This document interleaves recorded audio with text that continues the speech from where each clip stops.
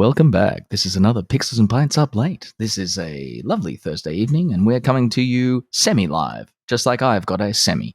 This is, again, with me, joining me in my semi is Pete. I am joining you in your semi. And Dan. I definitely had to put myself on mute for that. Absolutely fucking got him. Tonight we're doing one of our famous UpLate episodes. It's just a little one-shot wonder. We've got a lovely, I think we've all got a lovely big, I'm going to assume dark, delicious beer. I thought about that and then I saw it was 20%. I went, yeah, no. Oh, Jesus, is it 20%? I did not look at that. 19.2, I think. Okay, I might rethink my choice. Dan's going to make a slow exit towards his fridge and rethink his beer choice. Fucking barley wine. But yes, no, we're doing a one-shot episode and it is on, let me remember, palate cleansers. Cleansing your palate like the dulcet tones of my voice. What TV shows, movies, and potentially video games do we go back to when we just need a little break? Just, we're stuck in that story, but I'm not feeling like I'm going to watch that tonight. Let's jump back into something we love and know. So that's us tonight. Kind of rolled out of last episode. So we filmed the most recent episode, which is another UpLate, the backlogged episode, which we called something else. God, I should know. It literally went up tonight, so we're recording it the same night that we're publishing the other episode, all backed up. God, we're efficient. If nothing, we're efficient. Where we talked about all the stuff that's in our backlog that we're planning on working through after the SAG-AFTRA writer blocks catch up with us. But Sonic writer blocks, not. I guess it's technically true. It's probably the writer and actor strike. Yeah. Not it's not like they were sitting there with a pencil and didn't have what am I going to write? Tapping it on their head, being like, yep, something's coming. But you asked the question actually around guilty pleasures. I think it was yes, and we talked through some guilty pleasures, but a lot of those end up being palate cleansers because we consume a lot of content very rapidly, so we'll just inhale a season of XYZ, and you need something to break it up after that because doing back-to-back seasons can add up. I think depending on what you you're guys watching. definitely inhale a season more than I do. I've slowed right down. I'm worst in that sense, but I envelop games like I'm a starving child who's found food for the first time. Yeah. So that's the plan. That's the topic for this evening. The general topic. Do you want to let's kick off with some beers? I think. Have we? I will crack mine then. No, or we can start yakking if you'd prefer. Because Dan probably hasn't had a chance to figure out what he's drinking yet. Have you checked the ABV, mate? Yeah, it's 10%. This one, 10%. I didn't even look at the ABV. You mentioned it when we were rolling. Well, when we decided to do this surprise recording. So I just okay, well, if he's going to have that one, I'm going to have that one too. So I didn't even look at it. And that's a sipping beer. It's also a very special beer too. So that's definitely one to savor. Well, if you guys aren't ready, I am. So why don't you start? Yeah. I'll start off, I guess. So I am drinking the 2023 release of Hawker's Imperial Stout Maple Edition. So every year they release a few different ones. They usually do a pure bourbon barrel one. They do a maple one. I believe they usually do a fruited. I do a rum barrel. A rum barrel, sorry, you're right. Which would be slightly fruity. Yeah, but they've also done some fig. They did peanut butter and jelly this year.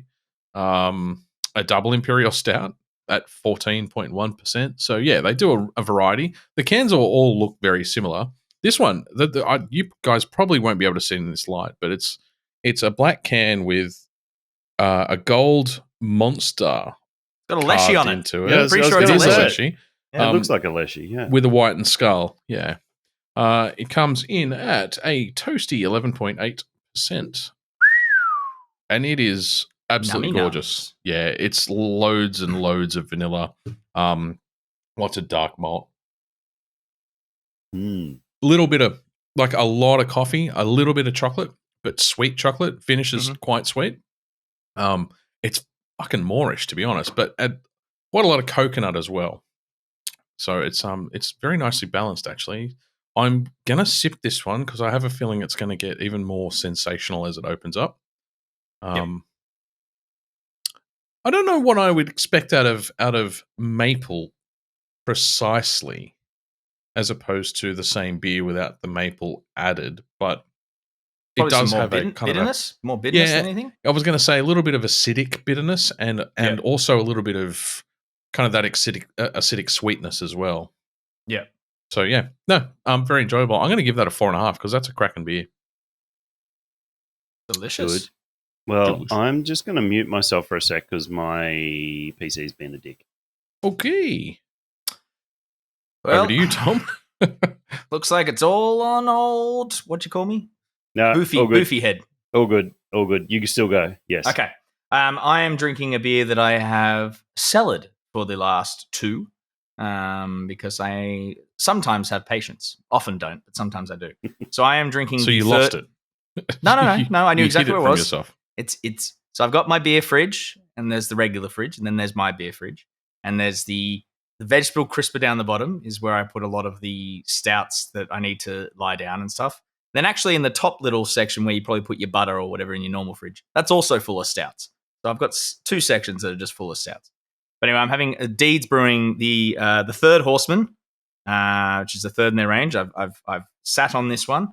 It is, if it's anything like the other ones, which it seems to be, it pours a delicious darkness. And these are usually like more of a chocolate milk stout. I haven't tried it yet. I was going to let it warm up a bit, but I'll have a quick little treat myself.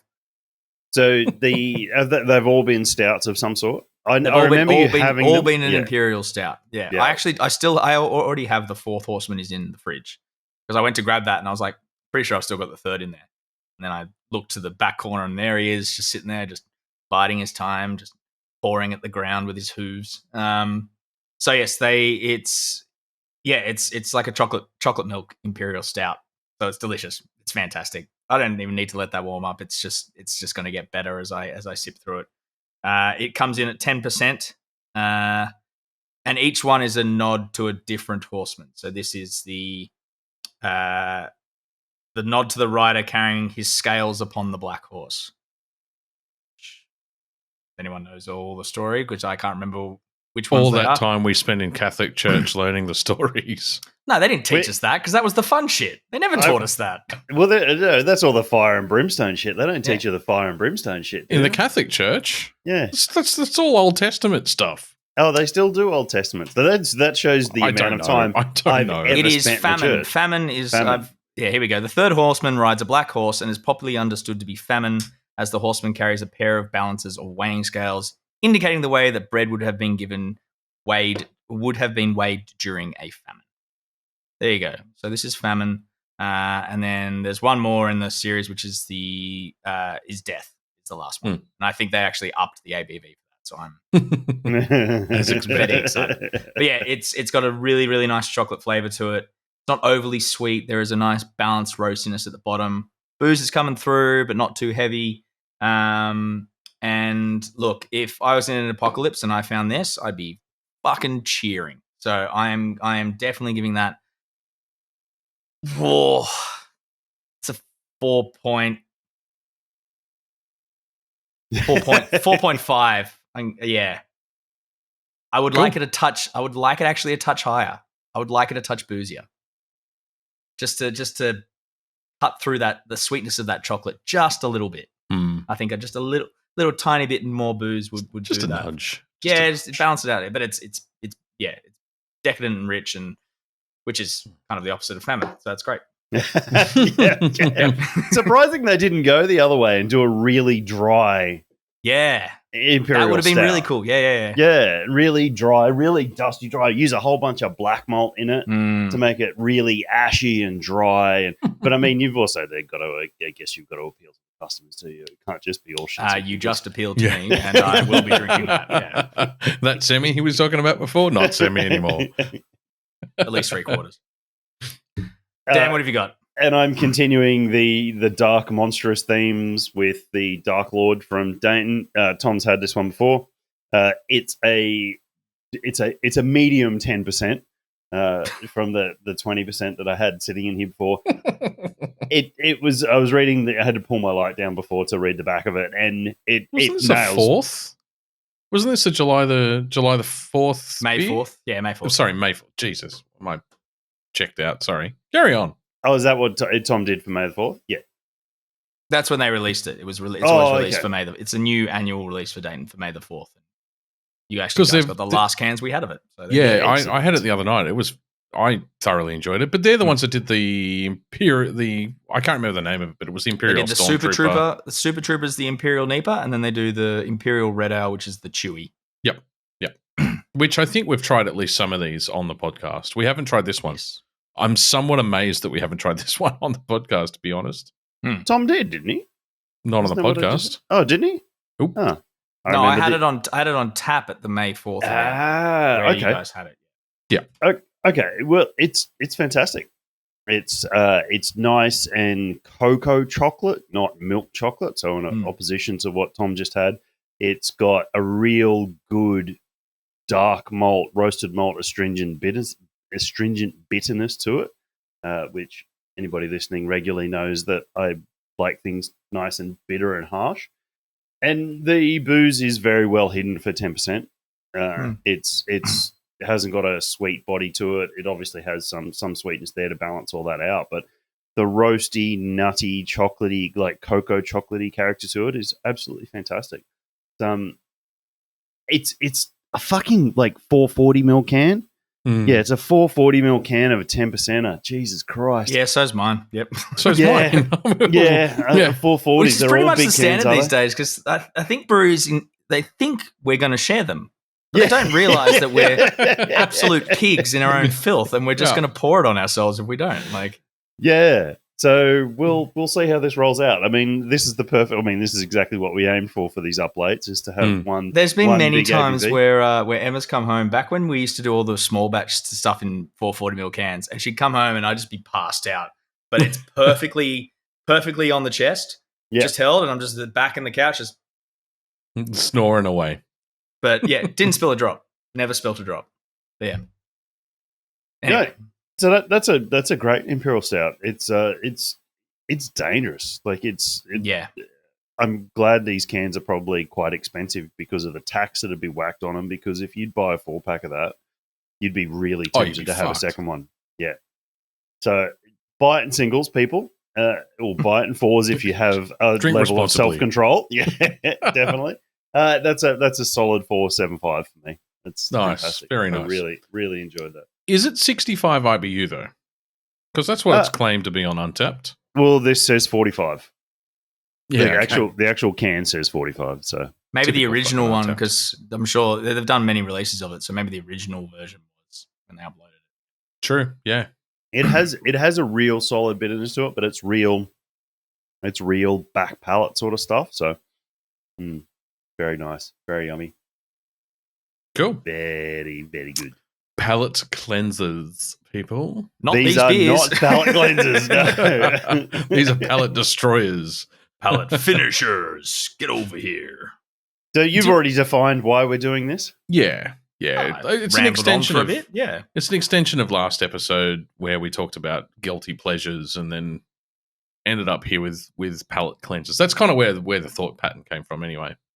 Well, it's also Tom was hammering Spider-Man 3 and Spider-Man 2 for a while, and didn't you say something in the chat that you needed something else to do after?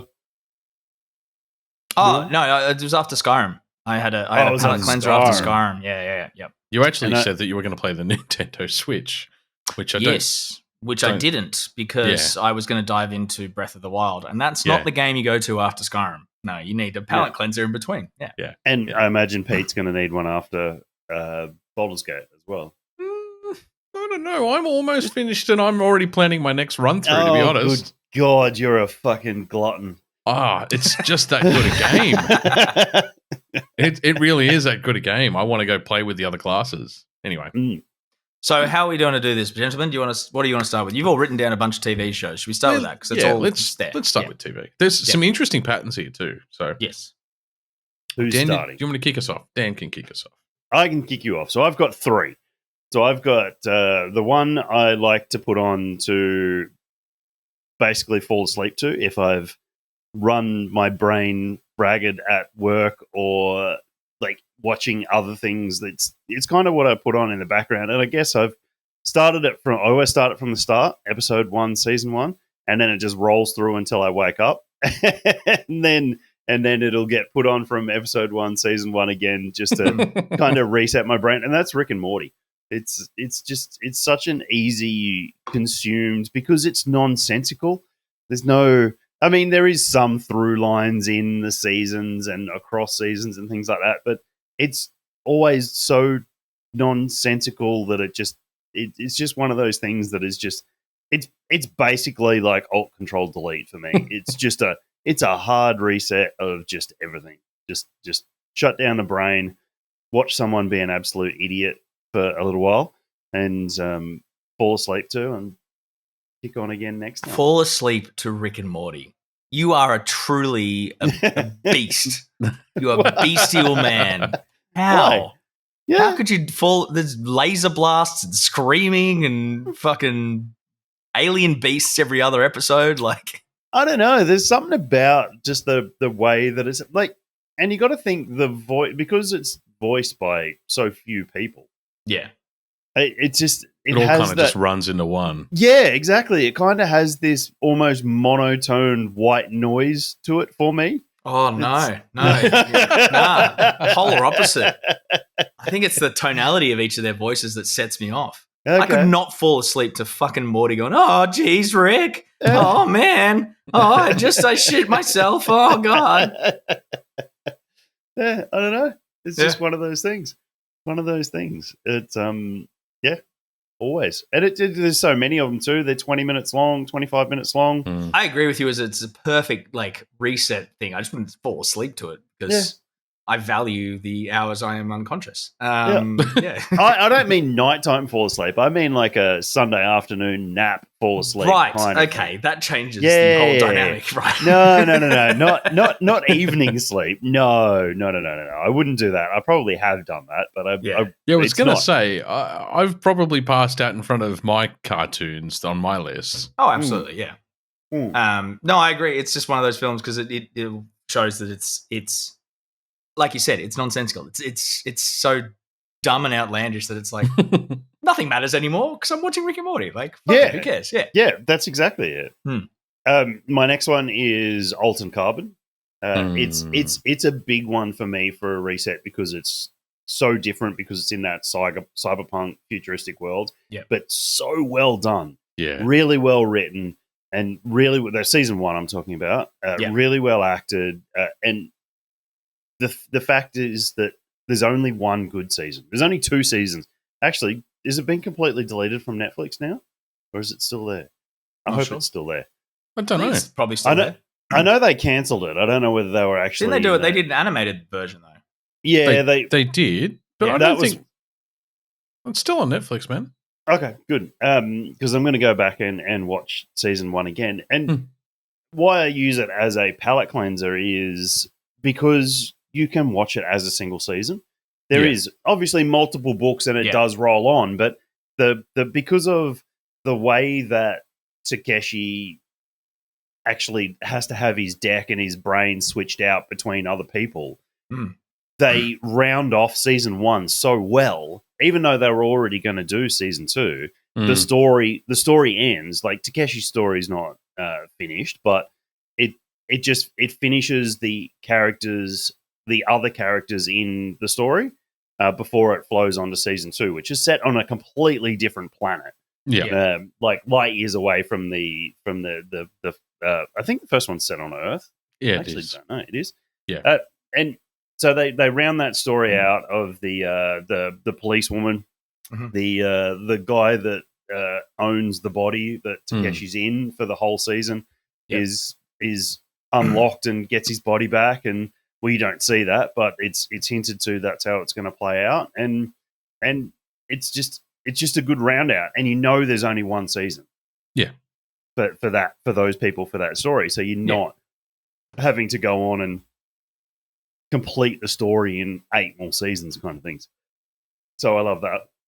And my other one is Utopia. I don't know if you guys have ever watched Utopia. Is that the Australian the government? politics one? Yeah. Yes. It's fucking hilarious. It's excellent. Well, it's the full frontal crew. Like that's It's why it's probably good. It's the working dog production crew. It's an Australian TV show.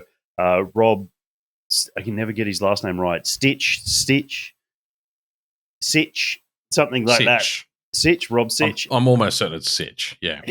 Heads up a government employed contractor company that sets up it's a farcical shit piss take of how the Australian government works and how they get pretty close to reality. The National Building Authority, a newly created government organisation responsible for overseeing major infrastructure projects. Yes, so every episode there's always an infrastructure program that they have to run through their corporate machine, bureaucracy, the bureaucracy to get going. And it's Rob Sitch always plays that absolutely exacerbated CEO or project head. He plays it so well, he really does, yeah. wrangle all the loose cannons in his office. And just try and get anything done. Anything at all. Yeah, anything done. And just they roll into it so well. Even episode 1 is like talking about the logo change of the company. And it's an entire 20 minutes talking about the logo change. And there's one which unfortunately is not that far from reality. No, it is. It is. And we've all dealt with it in our jobs. And it's like we said, it is, but it isn't a piss take of how things actually play out. It's a slightly exaggerated version of real life. Yeah. And it's only slightly larger than life, though. Yeah. I mean, they roll into an episode for further on where there's a problem with the printer, and it's the whole episode is about him just trying to get a document from the fucking printer. And nobody can, like, everybody's pulling other people's pages from the printer. And I mean, it sounds, when you explain it like that, so mundane, but it's so well written by the Working Dog production people that it's just it's fantastic. And well, it's like the old joke that we're not sure who they were raging against, but Rage Against the Machine was definitely based around a printer. That's the worst piece of office technology that we know. Yeah, and I mean, another episode they bring a I can't even think of the terminology, but he comes in and he's meant to do the team bonding and the corporate like a HR manager or something. He's not a HR manager. He's this bigwig he's an American comedian that lives in Australia, and I can never remember his name, but I've seen him on a lot of things. He used to do all the Working Dog productions. He used to go on the panel a lot and do the Good News Week debates and things like that. He was really good. He's got black guy with long dreadlocks and American guy. He's super funny, but he comes in and does all these wellness things with all the staff members and runs them through team bonding and everything like that. And Rob's just trying to get the job done. Like, he doesn't want to take part, and he's spending the minimum amount of time he has to in these group team bonding meetings. And he's like, I've got to go. Like, I've actually got jobs to go and do. And it's because and I mean, a lot of people that are in those types of jobs have come out and said, we can't watch it. It's too close to what actually happens. And I only do deal with that sort of bureaucracy on a periphery. So it's, for me, I can see those things happening, but I don't have to be part of it. So I find it fucking hilarious to watch it and go, yeah, you know what? I've actually seen that happen. So in an office corporate setting. So they dropped a new season this year. Oh, they did that. It's still going. Yeah. Okay. So they're up to 5 seasons, but it was 2014, 2015, 2017, 2019, and then this year. Yeah. So there's a big gap between seasons. But very, very funny. And they make some real digs at the Australian government and what's been happening, and real digs at politicians making decisions about shit that they've got no fucking clue about, and then trying to jam it down infrastructure project managers' throats. Yeah. So the Very Fast Train was like the 3rd episode, and it was like we've got hundreds of studies that show that it's commercially completely not viable. And the minister's aide that keeps popping in, the lady keeps saying, yeah, but they've decided that it's like that this is the platform they're running on, so this needs to get done. And he's like, but it's not feasible. And she's like, yeah, no, I get it, but this is the platform that the minister's going to run on and would really like this to happen. It's like, it's just like, heads buried in fucking sand. Yeah, it's fantastic. And like the environmental impact, talking about a certain plant that grows in one area or that the they native. want to build. Yeah. It's like the unique one species. One patch of grass that only grows in the area that they want to build on. Yeah, it's good, and it's so unlike everything else. It's I guess it's very much like the American and British versions of The Office, but even Parks and Recreation it's very similar to as well. I've never watched Parks and Rec, so yeah. I mean, it's different in terms of the situational comedy element, but and the but it doesn't drama have that comedy? Australian flavour to it. No. Like there's something that those TV shows like because the British Office is unbearably awkward. Like it gets in those situations where it's like as a viewer you are so tensely uncomfortable watching it that you feel your body fold in on itself because even though you know it's fake, as fuck. You just can't stand like you think about those. I can't rewatch it. I laughed my ass off throughout it. Like I've watched all of the original Ricky Gervais Office, laughed my ass off all the way through. Tried to rewatch it from scratch several years later. I cannot do it. So we used to call it running the gauntlet, where you'd sit down and watch the entire Office season 1 and 2 in one hit and just absorb all the awkwardness. It used to be a challenge that our friends would do. Bring the guitar to the meeting. Yeah. But then you go to the US office and it's just it's the outlandish awkwardness of it. And it's just like, this is so far-fetched. But then it's nothing like that Australian flavor. It's just, it's the too true down-to-earthness of like, you're just carving that bone or that ham. You are just scraping it. And you know that someone out there is like, fuck, that's me. Damn it.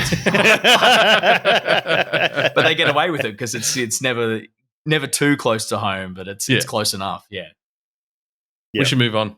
Yep, definitely. Tom, what are your palate cleansing TV shows? I don't really have many palate cleansing TV shows. I rarely go back to a TV show, but I am, through my very happy home life, I am forced to watch several TV shows on repeat, whether I like to or not. If I could pick one TV show, I did pick one that I would go back and watch as a palate cleanser. It's always a David Attenborough documentary series. It's Life on Our Planet, Earth, Big Blue Planet, any of those. I would sit down there and just be like, holy shit, we're killing the planet we stand on, but crap, it's fucking beautiful. But then you've already mentioned several of them. So Emma has a running list of shows that they just live in the background. So while she's doing work, she's watched them so many times, she doesn't even have to watch them anymore. And I always come in halfway through them. And I'll give you there's Scrubs, Parks and Rec, US Office, and there's several more. The Witcher has actually become part of it. She fell in love with the first season of that, and they got thrown into it. And then another one's called Psych, which is the psychic detective. It's a slapstick comedy show. But yeah, so now it's kind of the thing that like my whole family, my siblings are all obsessed with the US Office. I never got into it when it first came out, never watched it, and it was a point of difference in a lot of family conversations that I didn't get the references they're making about Kevin or the rest of the crew or Dwight and them. But now I've seen enough through passing that I can't sit down and watch these shows season to season because I get halfway through and it's like, oh, that's where I left for work that day. And then you watch the other half of the season. So now I basically know what happens because I've caught up when I walk back home and you're still watching that same show. But it's, 17 episodes later and it's like, oh, cool. Yeah, okay, sweet. All right, that's what's up. That's what we're up to now. So yeah, these shows for me, they're the palate cleansers because I'm constantly just walking through them. Emma is currently watching Scrubs for about the 100 millionth time. See, I've never seen Scrubs. To the point where she just like, she stops and goes, no, you need to watch this bit. This is one of my favorite quotes. I'm like, you say that every episode. See, this is Friends or Seinfeld for a lot of people. Yeah, 100%. Yeah. It's just constantly rerunning them. Yeah, I can't really do that. Like, I think the only show I've probably gone back and actively rewatched most of was Clone Wars. Because I watched it all as it came out, but then it was like we had that delay with the last season, and I was like, I want to watch it all leading up to the last season. And then it went into Bad Batch. But yeah, maybe I did a rewatch of Mandalorian before one of the seasons. And like I've done that a couple of times. But yeah, I struggle to rewatch a TV show if I've seen it. Except for something like Rick and Morty, where it's like, I can put this on because it was dumb. Like, I can watch the Council of Rick episode again. Yeah. And you always pick up little bits too. With shows like that. Yeah. So I think I'm on the outlier on this one. I don't have a particular show I would go to, but there are certain ones, like there's a couple of like the Planet Earth episodes where it's just like, oh, if I had a gummy right now, I'd be set. I've got a 4K TV, put that on, just lay back and watch whales breach. Fuck yeah. I'm in. Not that kind of breaching, you fuck. Not that type of gummy. Moving on. Oh dear. No, that type of gummy. I'm going to drag this along. I'm the complete opposite. I've got shitloads, but they're all basically the same show. They're all different shows, but they're the same theme. They're all irreverent comedy like Rick and Morty. So my list had, and I'm not going to sit there and talk about each of them individually, but Futurama, Family Guy, Brickleberry, Lower Decks, and whilst it's live action, the Orville kind of fits into the same category. They're all over the top, ridiculous humor. They're the sorts of shows. I mean, Futurama I've been watching since I was a teenager. So they're all practically reruns, although they are now doing new episodes, which is fucking sick. But it's also kind of cool to watch those where you see the animation evolve. Oh, yeah. I really like that through an animated series where it's like, go back to old Simpsons episodes and you're like, oh, they couldn't draw back then. Yeah, you skip the dodgy season or two where they lost their drawer and had to find another one, and the guy that filled in for a while was like, "What's going on here, guys?" So Futurama doesn't suffer from that. But like Futurama and Family Guy, they're kind of very similar. Brickleberry kind of takes it up a notch in terms of over-the-top ridiculously. Lower Decks is good, and Orville. So they're the sorts of things that I can put in the background. They're short episodes. They're 25 minutes long. I'll watch one while I'm eating dinner or something before going back to whatever else I was doing for the night. Or, I've probably passed out after drinking way too much on the couch with each of those playing on repeat or loop. Absolutely. So, House MD, I keep going back to rewatch that. I don't know why. I just love that series. Fantastic series, yeah. I just find Hugh Laurie to be one of the better actors on TV in that era, and it wasn't too far off the writer's strike last time either. I think, from memory, it was around that. It was around that time. Yeah, actually, yeah. More recently, there's an Apple TV, and this is way off kilter for me, which is why I call it a palate cleanser, because this is the shit that I watch in between gobbling up a season of Game of Thrones or that type of show where it's all pretty heavy fantasy, heavy science fiction. At the moment, I'm blitzing through the final 4 seasons of Walking Dead. And so you can watch 3 or 4 episodes in a row, and then you really need something just to break up the dark, depressing monotony of it all. And even just the fucking palette. It's something that moves faster than like 5 minutes every faster than a Lord of the Rings movie. Faster than a Shambler. Yeah, like a Shambler zombie, yeah. But Morning Wars is very different. Morning Wars is a pure drama. It's a recent American drama. It started off meant to be excellent as well. It is fucking excellent. Yeah, I've heard great reviews. It started off with kind of covering the Me Too movement from a unique angle where they also represent the perpetrator's perspective in a quite like it's a well-written manner of portraying his perspective on the situation, and that was Steve Carell playing him, and he plays a fucking serious character very, very well too, surprisingly well. But Jennifer Aniston, Steve Carell in season 1, and Reese Witherspoon, and it's just continued to be a really interesting take. Season 2's just finished, and it really covered like tech billionaires buying legacy media companies and dismantling them, and the rise of opportunistic journalism and Instagram style journalists, essentially social media killing legacy media. It's been a really interesting kind of take on it. And then I always watch a bunch of reality TV. So I Fortune Fire is a relatively new one that Dan mentioned on the podcast about 2 years ago that I've been watching ever since. But Ink Masters I've been watching since I finished the original LA Ink. And then there was the other one where Kat Von D. There was an offshoot from Miami. Sorry, it was Miami Ink. And then Kat Von D was LA Ink. That's right. Was the offshoot. And then Alone, which was a random one that just popped up a few years ago, and it was like, holy fuck, this is good. And then after the fourth season, it's like they're all the same.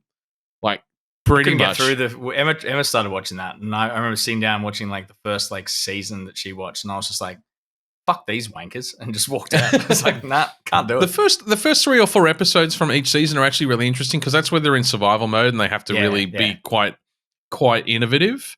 And then after that, the rest of the season, like there's usually another 5 or 6 episodes where it's just, now I'm bored and either I'm going to starve or go crazy from loneliness, and that's how I'm tapping out. It's no longer a survival show. It's a psychological survival show. Yeah, right. Anyway, so that's it for my TV series. I do have a mini series, but I put that kind of in movies because it's a little bit more of a movie. And there's one more that I remembered and then forgot again. So we'll come back. Well, I was going to say the only other one I had was was my car show. I love my Rust Valley Restorers. Fucking get into it. If you haven't, you're a dog. Do it. And I think one honourable mention too needs to be Black Books.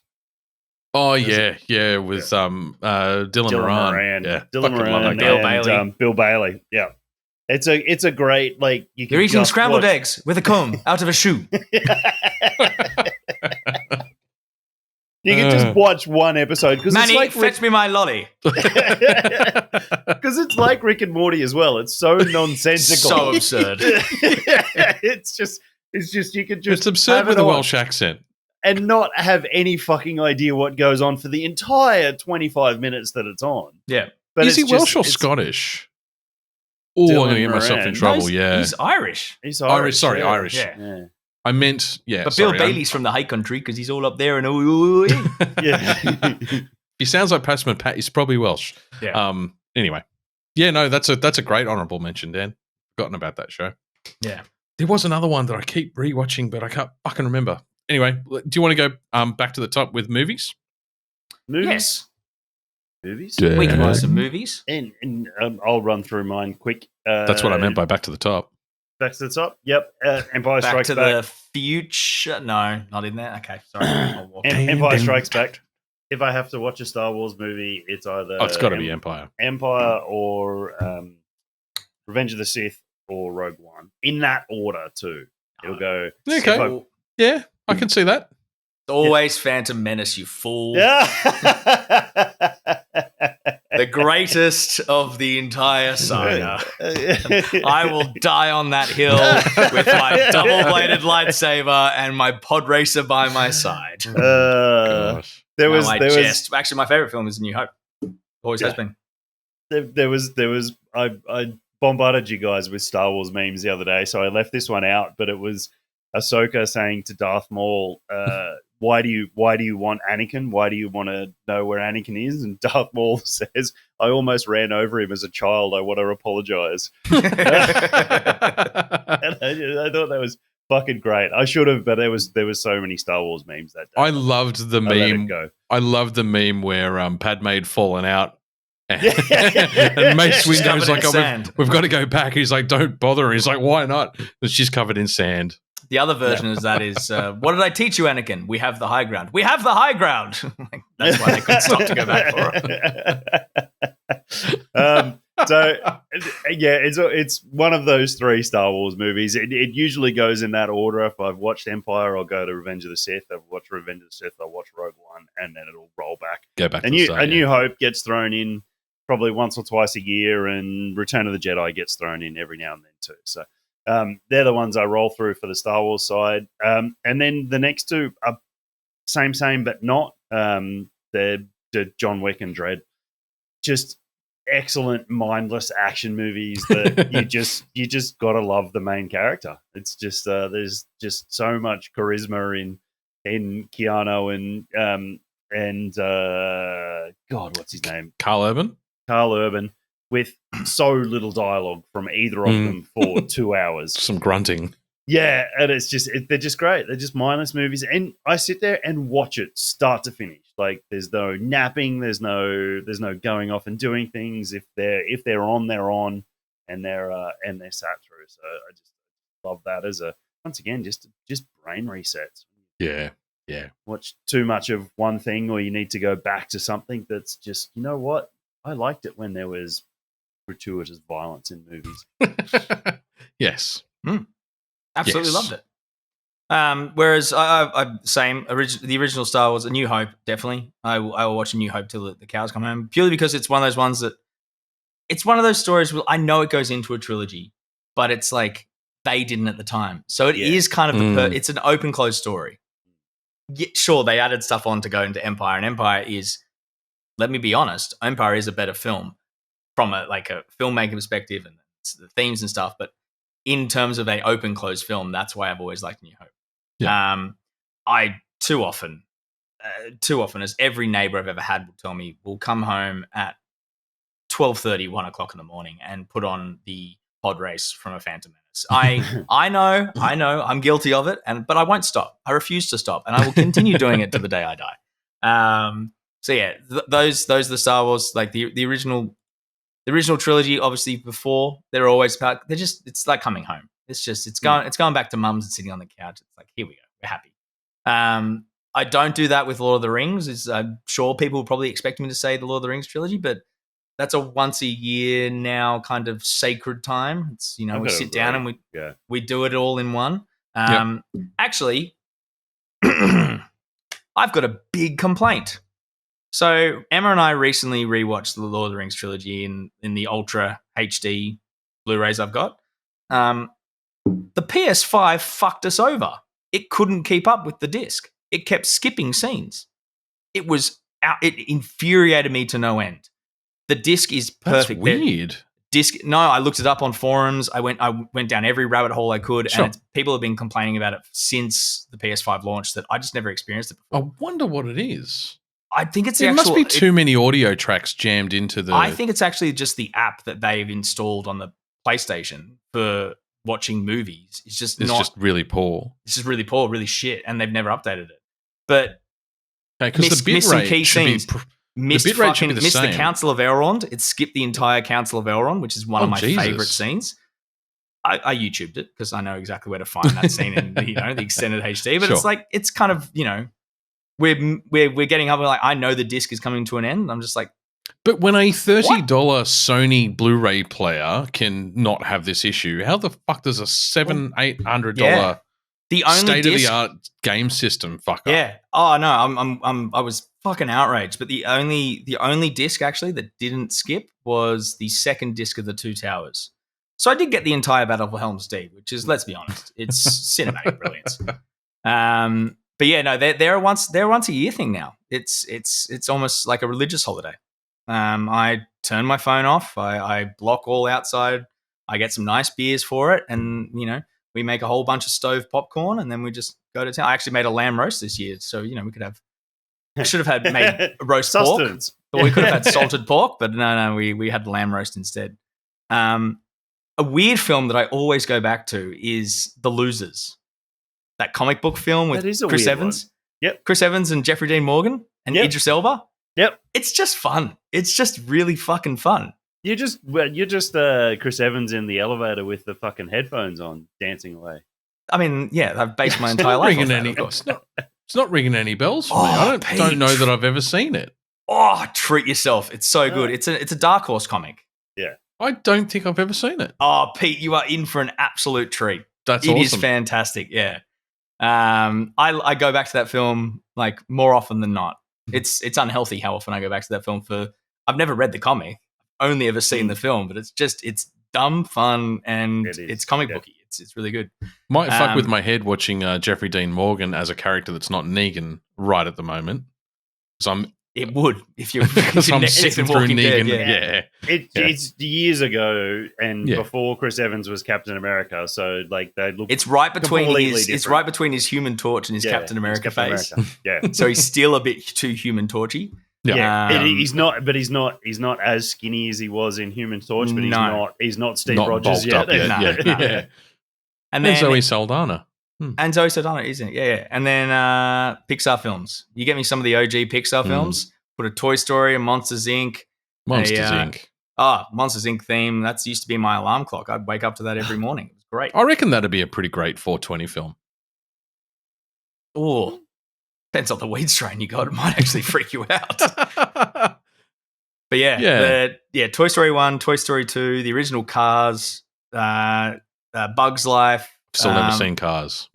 Any of them. Just I love a Pixar film. Probably also closely tied with some of the original Despicable Me films, and now Mario Brothers. Just a really fun, bright animated film. Put that on, zone out, have a beer, just be like, you know what, my life's shit, but you know what, there's bright colors on the TV, so everything's okay. It's fine. And then Pixar do the intensely emotional, like 4/5 of the way through the movie. They really just rip out your heartstrings. You go, fuck, why did I watch a Pixar film again? Now depressed again. Unlike Up that hits you from the very beginning. Oh, well, yeah, we don't talk about it. I'm stricken from the record. I'm crying already. You just mentioned the film, and I'm already an emotional wreck. Yes, but that's me. That's the films that I go to. Nice. What about you, Peter? So my first one's a mini series, and I've said this to you guys not too long ago, actually, because I did my annual rewatch. Band of Brothers. I rewatched the trailer for the new one. Well, not the new one. The spin-off. The Air Force one they're doing, which is like the. I didn't know they were. I'll send it to you later.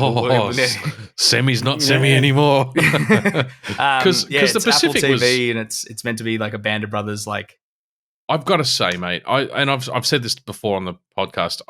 I'm sure there's content that I would not connect with, but I've never watched anything made by Apple TV that I haven't found amazing. I'm now watching For All Mankind, which is was released with Apple TV like 4 or 5 years ago. It was one of their opening series, along with C and a couple of other things. There was very little content when it first came out. Yeah. And For All Mankind tells an alternate history, which you were kind of talking about with The Man in High Castle last episode, where Russians beat the Americans to the moon, and then they kind of fast forwarded. But they tell a reworked version of the actual history of NASA trying to get to the moon before the Ruskies. And so they have the whole head of NASA, I can't remember his name, Von Bern, turns out to be a full-blown Nazi sympathizer who was friends with Hitler. Like, we're not just talking Nazi sympathizer, we're talking like in photos with Hitler. And that's based on reality. And then they fast forward all the way through, and Joel Kinnaman stars in it, which is what originally attracted me to recently start watching it. Yeah. But they kind of each season skip forward in time. So I think the current season's the last one, and they're talking about going to Mars. I'm not up to it, so I can't ruin it. Okay. Anyway, Band of Brothers, love it. Just can't get enough of it. I didn't really connect with Band of Brothers Pacific nearly as much. I think because the Pacific campaign was a different kind of war. I don't know why, and I probably sound terrible saying this, but there's a kind of a romanticness to the whole French invasion because we grew up with Saving Private Ryan and those and Medal of Honor games, and there's a lot of 1942. But there's a lot of personal history for us in that theater of war. And it's how many times we fought in Omaha more Beach? discussed war when you do a history class. They always start with the European theater of war, and then eventually they go, oh, by the way, some shit happened in the Pacific. Well, I mean, timeline-wise, the Pacific campaign started pretty late in the overall war, right? I mean, America didn't want to get involved until Pearl Harbor. So I just found Pacific probably is a realistic representation of the Pacific theater, but like Thin Red Line, it's more a psychological warfare campaign than it is physical warfare in the romantic French Normandy setting that you get from Band of Brothers. I did prefer the Battlefield 1942 Pacific maps, though. They were slightly more enjoyable. Nothing beats Battlefield Vietnam, where you used to be able to pick your mates up in the helicopter. The Black Hawk. No, not the Black Hawk. No, the Hughes, I think. Yeah, the Hueys. Yeah. And then but you could then blast the stereo out as everyone jumped out. So you can get the call of the Valkyries playing while you're coming through. Oh, it was Fortunate Son every time. Like, don't get me wrong. But we used to call it when we would play LAN parties. We'd be like, can I just get a pickup in the mum bus, thanks? So like the Tarago. Other movies, so Spaceballs, all the stuff that I grew up with, all the comedies that I grew up with. So Spaceballs, Monty Python and the Holy Grail. There's probably Men in Tights buried in there somewhere in terms of rewatches. And then the Cornetto trilogy, but mostly Shaun of the Dead. But all three of those films are great. I love Shaun of the Dead, but my one out of Hot the Fuzz. three is Hot Fuzz. Oh, absolutely Hot Fuzz. I knew you guys are going to say that. Emma actually just got a Hot Fuzz tattoo. Oh, wow. really? Yeah. A very obscure one, but she got a little postage stamp with raspberries in it, and it's a direct quote from it was, "Well, I don't want to upset the apple cart." "Oh, yes, because we all sell apples around here, don't we, Andy?" Your dad sells apples. And raspberries. It's Emma's favourite quote from the entire film, and she now has it tattooed on her arm, which I think is just perfect. Chef's kiss. Good. That's it from me for movies. Yep. I got through those pretty quick, actually. I thought that was going to drag on. No, I mean, there's good. a bunch of others, like Terminator 1 and 2. If I'm going back to action, like you were talking about before, Dan, where it's just mindless there's violence. so many we've left off that list that you'll just... Oh, yeah. Remember when it used to be on Channel 9 and you'd like, what's the Channel 9 Saturday night movie? And you'd be like, oh, fuck yeah, I'm rewatching this. Yeah. It's The Siege or Con Air. Original Jurassic Little Park. Hummingbird. I love going back and watching the original Jurassic Park. That's always fun fuck time. yeah. And it still stands up. That's the best part about the Absolutely. JP movie. Yeah. Anyway. And I think that's everything that like we're trying to talk about here is there's all those ones they obviously have nostalgic value to us for us as well, but they're all such just a brain reset because you will go, Jurassic Park's on, I'm just going to put it on in the background, and then you sit there for 2 hours and you watch the whole fucking thing, and it's just like you are. Are you doing the dad watch where it's like you start like behind the couch and you're just like arms folded, and then you suddenly I'm over here. It's like, oh yeah, that's an interesting scene. Then suddenly you're on the couch going, oh yeah, this is good stuff. Yeah, I do because you like I'll be doing like the washing up or something, and then you'll hear something like, oh, this is a good. I remember this scene. And I'll be standing behind the couch like drying something while it's on, and then I'll eventually just like put it down and then just migrate and sit, and then after the movie, I'm like, fuck, I still got to do the rest of the washing up. Start again. But yeah, at least for that 2 hour period, you've been transported back to a time in your memory where you're a high school kid and you didn't have the stress and drama of fucking bills and work and and that's it. And I think that's what's so good about the cleansers and the palate resets and just everything. It's just you just forget about everything else, and then you roll to whether it's nostalgia or whether it's just a new movie that's just fucking good. Yeah, it's like it absorbs you in, and you sit there and you forget about the world for however long. So, I'm going to go and pee so somebody else can do their games first. I'll start with the games because mine's broad. I said to the guys before, I don't think we really have specific games anymore because we're just too busy, or we're enveloping other media because there's so much of it now. But if I need a palette so my perfect example is after Skyrim. I had the best time. I loved my entire Skyrim journey, and it was fantastic and everything I went through. But then I was like, oh, yeah, I'll play some Switch, or I'll finally get into another game. And I was like, nah, I can't do it yet. I need something completely mindless, non-verbal, and a little bit exciting. And for me, that's arcade races. I jumped straight back into an arcade racer. So like some old Need for Speeds. Mario Kart. No, like semi more realistic. So I really like the Need for Speeds. My go-to used to be the Burnout series because they had the mode, the crash mode, where it was cause as much damage as you can with one car crash, which for me is just, that's it sounds like Demolition Derby back in the real old days. Well, the most recent one was Wreckfest, which was a Demolition Derby game. And it was just like post Skyrim. I love that, man. With so story heavy. And then it's like, hey, can you drive this car as fast as you can around in a circle and hit as many things as you can? It's like, yes, sir. Well, the original demo Derby was, I think all the cars were facing inwards in a big round field. Yeah, and you all had to drive directly to the center. Yeah, and you got like repair points for the damage that you did. It was around the same time as the original Grand Theft Auto from memory. So this like they had a mode like that where it was literally just a circle and everyone started on the outside and you drove in. So if you were strategic, you wouldn't accelerate as soon as everyone else did. You go, hang on a second, now I'll go.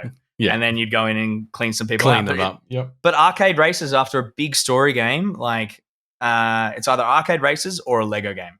They're my gaming palate cleansers because they're just most of the Lego games are non-verbal up until the ones where they started using quotes from the films. From memory was the either Jurassic Park or the first Marvel one where they started actually using quotes instead of like just like noises or like the original Lego Star Wars where it was all mime and trying to like I remember it distinctly. It's Vader doing the I am your father and he points to a photo of Anakin and Padme's pregnant in Lego form and he points to the baby bump and then points to Luke. And it's like, that's meant to be the I am your father. And it's like, that is dumb as shit. But yeah, so it's like games like that where it's just like, you don't really have to think. It's not complex gameplay. It's either drive around in a circle and hit everything as fast as you can, or, you use stupid power-ups like Mario Kart where you throw green shells at people, or it's a Lego game where it's just literally punch everything or whatever power you have and then collect the studs and then keep going through and you play like a mini story and it's like, it's bright. It's all the same thing. It's bright, colorful fun. It's like that's kind of reset thing. Yeah. They're my two gaming genres that I will always use as a palate cleanser. Yeah, nice. Dan? Pete? No, you go. Oh, have you got anything on there? I do. Yep. Oh, yeah. Mine kind of ties into yours. So, yep, you go. So mine's Red Dead Redemption 2 because it's a game that I will eventually get the platinum for, but I've never felt compelled to race for it and to really chase it, to be honest.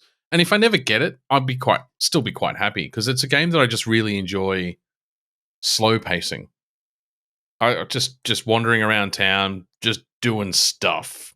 Walk into a store and browse and, go and sit in the fucking saloon and listen to the stories and the cobblestones with the horse hooves on cobblestones in the main cities. Like, yeah, there's just so much atmosphere to that game that you can just let it wash past you. To be honest, it keeps reminding me I still intend at some point, if I ever find the time, to do a survival mode run of fucking behind me. What's the bloody Days Gone. Thank you, Days Gone. For the same reason, why like survival mode's going to be hardcore because there's no map, there's no mini map, there's no compass. You have to memorize where you're going. So and because you're in the most difficult setting in terms of the combat difficulty, you have to take it really slowly and listen to the environment to get hints that there are zombies approaching that you need to be careful about. So I kind of think that game, whilst it will probably have a couple of jump scares at times or a couple of anxious moments, I think it will be quite absorbing in the same kind of way as RDR and in a really weird tangent way. That zombie cave near the lake, fuck that. Fuck that royally. Or the army underpass fucked me near the forest. Yeah. Oh. Because that was one of the first hordes you faced. It felt good when you finally got that light machine gun and then you went into a horde and you just mowed them all down. Slowly rowing back, feeling like Arnie in Terminator, and you're just like, yeah, that's right, suck on my cags, you bitch. That's it for me, Dan. So mine rolls straight into that. So mine is Red Dead Redemption Poker. And the old PlayStation poker mechanism. So started in the PS2 and never died. Well before RDR2 came out, I would load up Red Dead 1 and wander into Amarillo and go and sit down at the poker table in the back of house of the Amarillo saloon. And I would just sit there and I would just play poker Texas Hold'em for hours. And when RDR2 came out, I still play in Valentine, no matter where I'm up to in the game. I still go and walk those muddy streets of Valentine into the saloon. You guys never played scotch at the bar and go and sit down and play poker at the window. Because you guys never Fucking played great. the Activision game Gun, did you? No. Back on the PS2 game. I know the one you're talking about, but never played it. Because that was like the precursor to RDR. But it had one of the better poker mechanics I've ever played. Because it was that thing in the mid 2000s when Texas, when the actual poker tournament, the current real life poker tournament took Kicked hold. off. Yeah. And ESPN started following and shit. Mm. Every game had a poker element to it. But that Gun game had one of the better ones I ever played because they actually gave it a really good poker AI for the time to play through it. But it's the classic thing of walking into the whorehouse and just throwing down your cards to play some poker. It actually does look. I'm just looking at screenshots of the game Gun now. Fuck me, it looks like a predecessor to RDR. Man, it definitely influenced a lot of Rockstar people. Yeah. It's one of the few games that I actively want a remaster of. That and Lord of the Rings: The Third Age. I have two nuts. I give both of them for one of each of the games. Yeah. Yeah, I love going to play poker in the Old West. I mean, I've always said every time I go to load in, I'm like, right, I'll go and play the high stakes game in Saint Denis or in what was the one from the first game? The city from the first game. El Dorado. Kansas City. No. Anyway, there was the high stakes, the higher level gambling games. The City of Oz. In the highest cities. You dope. And I've always said I'll go and dress Arthur or John in a suit and wander into the higher stake game and go and play there. But I don't. I just like throwing on those blue jeans and the shirt and just wandering down the muddy streets of the dusty streets Bruce of Amarillo. Springsteen, calm down there. And my other one too is Super Mario games, same as Tom. I like that style of games. It's usually Super Mario Brothers 3. Blackwater. Blackwater, yes, Blackwater. The last. It was going to bug me otherwise. Original Red Dead. It's usually Super Mario Brothers 3, but when I finally buy a Switch, I'm hoping it's going to be Super Mario 64 or Super Mario. Odyssey. Yeah. One of those, I think, will just be my interim. Just jump in. 64, Sunshine, Galaxy 2, then Odyssey. Yeah. Well, I've played Galaxy. I have. I didn't enjoy it as much. It gave me a bit of vertigo running around those little spherical planets. You need 64 or Sunshine then because they're still 3D flat platforms. Yeah, flat planes. Yeah. So that's just enjoyable. You were really selling me on the idea of a Switch last episode when you were talking about it because I've never owned a Nintendo product. So the only times I've ever touched a Nintendo, like a Mario game, has been at your place when we were kids or Chris's place or whoever. I think my first girlfriend that I lived with, her little brother had an N64, which is where I played GoldenEye, and I played maybe an hour total for the 2 years I lived there. I got maybe an hour with Mario 64 because it was his console, and the house was a little weird the way that things ran there. So because it was his console, even if he wasn't home, no one was else. I've heard this story. was allowed to touch it. It's just So Mario 64 is one of those games that, and I know this is a little bit of rose-colored glasses and nostalgia talking, but it is a magical game. It is it was the first time that we had Mario in 3D. I recently replayed it on a flight. I got 80 out of 120 stars in the one flight instead of sleeping, and it's still the greatest decision I've made in the last 10 years. And it just I'll fight that till I die. Because Pete, you go into the castle from the hub world and you jump into paintings, and when you jump into a painting, it ripples like the Stargate ripples when you jump in, and it's just a wonderfully magical, fun. That soundtrack also plays constantly in my head. The Mario 64 soundtrack lives in my brain, rent free. As the kids would say, rent free. It doesn't. It pays rent because it's moved some other things out. But yeah, it's amazing. Sorry, tell a lie. I did own the original Game Boy and the Game Boy Color, so those are Nintendo products. Yes, but I've never really had an opportunity to play a Mario game properly. And that's exactly what Mario games are. They're palate cleansers unless you're they're party games too. A crazy speedrunner that learns like the timing for every muscle little memory tiny learning the games. little pixel of every bullet that passes on the pirate ship. Well, this is the thing, but I'm not one of those people. But when I picked up Mario 64, I hadn't played it in 15, 20 years. Yeah. And in a 16-hour flight, I had the muscle memory to remember every single fucking level and got 80 out of the 120 stars. Like, that's not natural. Like it's not normal. Sure, I played it when I had a 64. I probably played it like 3 or 4 times, but I haven't cracked open the 64 out of the box it's in. Actually, no, I think it's at my dad's house. So I haven't cracked that open in forever.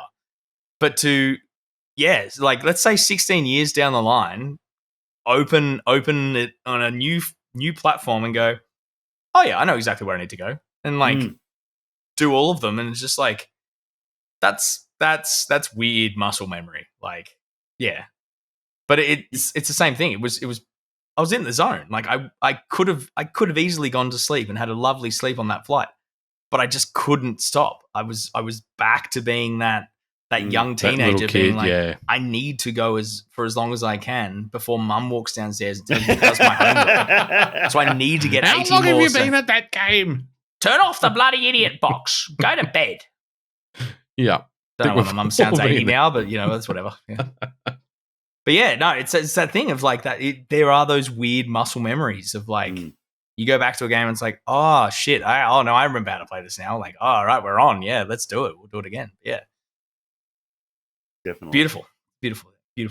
I might have to pick up a Switch at some point, but I'm going to wait until after Dan, because Dan's been talking about it for fucking years. And I would actually genuinely feel guilty if I went and bought one before the poor bugger got one. What difference does it make? I know. Tis the season of the Blackest Friday. Should you want a deal? You're probably right, actually. It probably will go on sale. They were on sale 3 weeks ago when we last talked about it. I think Tom told you to have a look online, Dan. Yeah, we ended up buying ourselves. Well, we don't. A flight to Boston. Well, that too. But we bought Machine Head and Fear Factory are playing, so we decided to buy tickets. Fucking very nice. Very nice. But yeah, so that was our Christmas present to ourselves. So the Switch may have to wait another year. Yeah, we'll see. I think that's it. Yeah, that's the palate cleansed. I think we might have lost Tom. I'm not sure. No, I'm still here. Okay. He's frozen with his tongue half out of his mouth on my because my palate is not cleansed and I'm trying to clean it. I'm stuck in this mode. I don't know what's happened to the old camera. Come on. Wake up. It's all right. It'll catch it. It's funny because even so you bang the microphone, you dope. I didn't bang the microphone, I banged the table.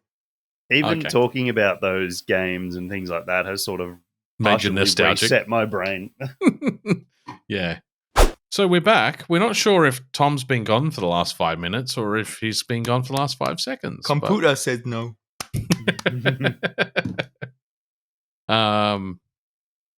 Yeah, I mean, we've come back just to say goodbye, basically, because we're at the end of the episode. I'm out of beer. Tom was talking about his beer. That's what we might have lost over the last 5 minutes. I was just saying how nice my beer had gotten as it warmed up. So, you know what? That's just a lesson to everyone. Let it warm up a little. Big Imperial Stout. Nice and chocolatey and delicious. I've got quite a lot of mine left, but then I did have that big fucking drink before we started. Yeah. Yeah, but I was already 3 beers deep before we started this too. Yeah, fair enough. We didn't decide to do this until 6:30 tonight. I'm just going to, everyone wolf down some dinner and we'll start recording and see what happens. Just as Pete pours himself like somewhere between a double and a triple fucking scotch. Yeah. Anyway. Yep. Not a bad idea. Really kind of excited to go and watch some TV now. It's just got me in that kind of zone. Go watch it. Thanks for listening. Bye. What are your palate cleansers, people? Comment on our Instagram. And maybe like and subscribe if you feel like it, you dogs. and if you're on a boat somewhere in America, Pete, don't let them know we're under them.